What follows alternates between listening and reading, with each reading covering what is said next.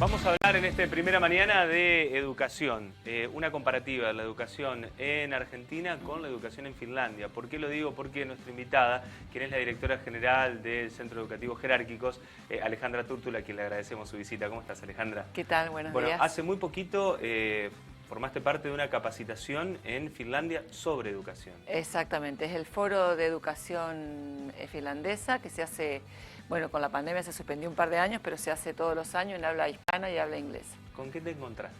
Oh, es tanta, decía, recién te comentaba que es tanta la información que uno trae que sintetizar todo en estos minutos es difícil, pero en realidad, bueno, tienen algunas particularidades propias de la cultura finlandesa también, ¿no? Convengamos. Pero bueno, desde algunos datos de color, algunos datos significativos, por ejemplo, respecto a las políticas públicas, la construcción de las políticas públicas en educación, se hace en forma donde participan todos los agentes de la comunidad, no solamente los educadores, sino participan educadores, alumnos, familia, empresa, iglesia, organizaciones de la comunidad, tanto en el diseño de las políticas como en el diseño del currículum. Hay un ente que es el Ministerio de Educación, como acá, pero también hay un ente que es el ente ejecutor, digamos, de estas políticas, que es como un Consejo Federal de acá de Argentina, que no varía según los gobiernos, que eso es importante porque ellos hacen mucho hincapié en la planificación a largo plazo de la educación. Si no es que viene un gobierno nuevo, borra todo lo anterior, vuelve a empezar, o cada uno pone el color político de... Claro, y hay muchas cosas que quedan en el camino. Que quedan en el camino, que no se retoman, que son buenas y que se tendrían que retomar y no pasa así. En cambio ahí hablaban de casi 50 años pensando en una transformación educativa. Yo casi me muero, digo, bueno, no voy a estar para verlo, si es que en Argentina nos decidimos a emprenderla. Me pongo a pensar en esto.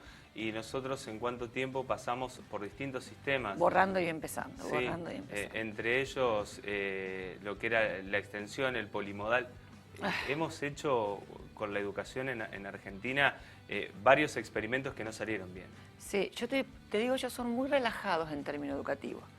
Por ejemplo, la escolaridad obligatoria hoy por hoy empieza a los 6, están por bajar a los 5 recién. A los 7 años comienzan la escuela primaria.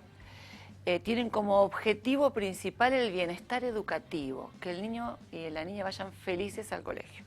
Es decir, que sea positiva la experiencia de la escuela. Que no sea una carga. Que no sea una carga. Los objetivos que se trabajan con los alumnos se establecen entre el padre y el docente. No es que vos elaborás objetivos para un grupo clase completo, es decir, todo iguales, no. A principio de año se sienta el papá o la familia con el docente y dicen, bueno, tu niño, tu niña, en el término de este año queremos lograr esto en función de las características de ese alumno.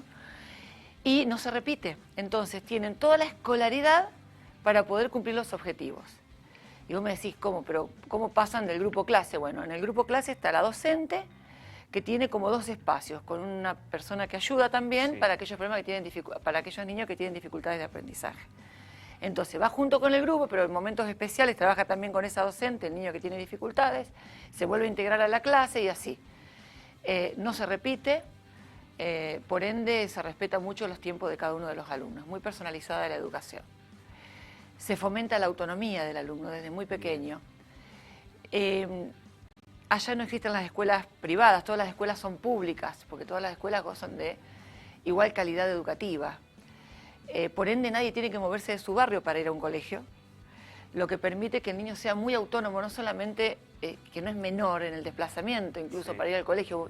Fuimos a visitar uno de los colegios y salían caminando chiquitos de 5 años con las llaves de la casa colgada e iban para la casa caminando.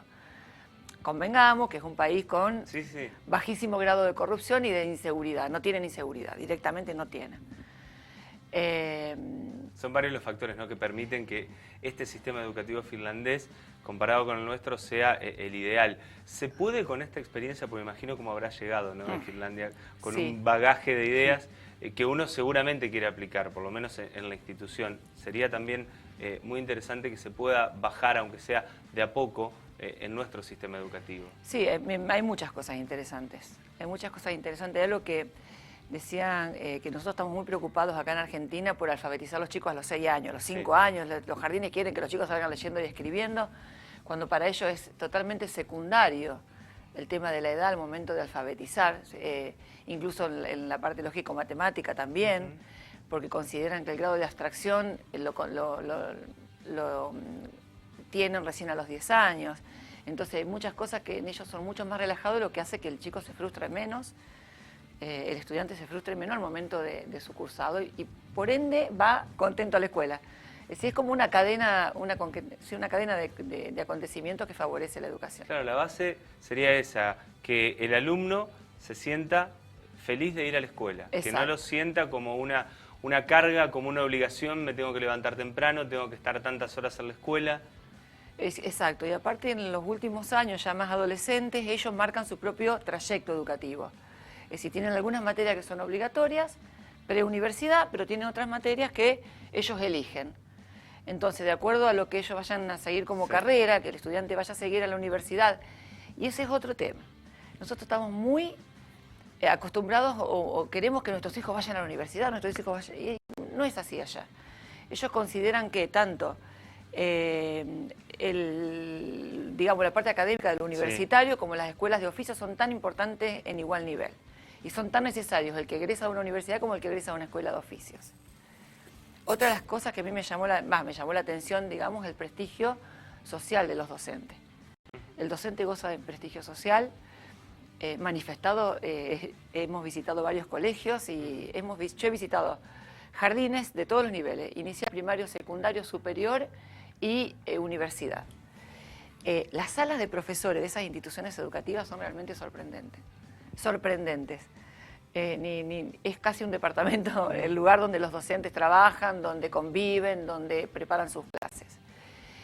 La carrera docente es universitaria, que eso es importante también, y el docente goza de prestigio. No cualquiera es docente, no cualquiera ingresa al sistema, no porque vos te hayas recibido vas a entrar a un colegio, digamos, solamente por tener el título.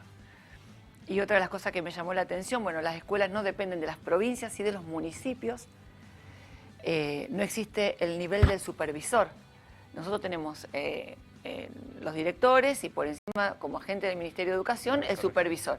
Bueno, en el caso de ellos no, tienen un coordinador del municipio y quienes trabajan, digamos, para las tomas de decisiones son los directores del municipio. Claro, porque es más directo. Es más directo y apunta a la realidad.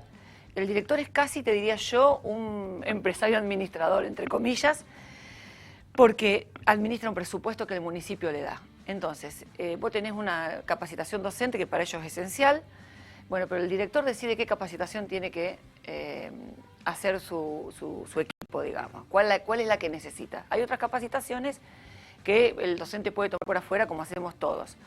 Pero las capacitaciones que apuntan al docente en su colectivo, la decisión la toma el docente con el director. ¿Sería posible alguno de estos cambios? ¿Con cuál se podría comenzar, a tu criterio, en el sistema educativo?